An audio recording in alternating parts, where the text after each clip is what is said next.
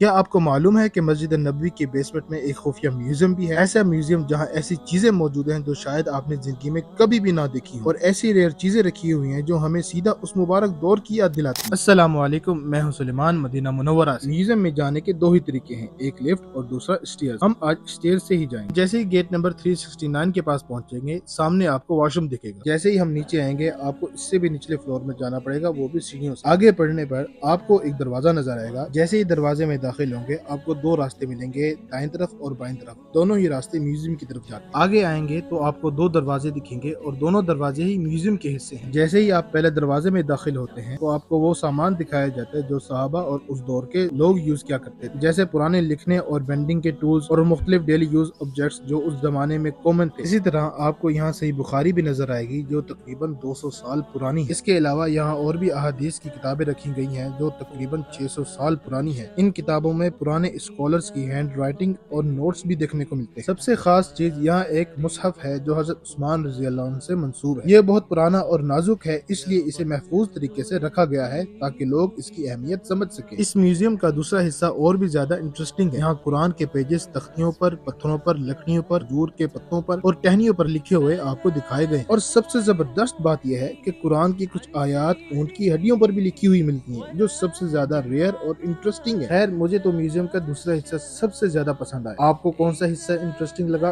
Comment में जरूर बता दीजिएगा।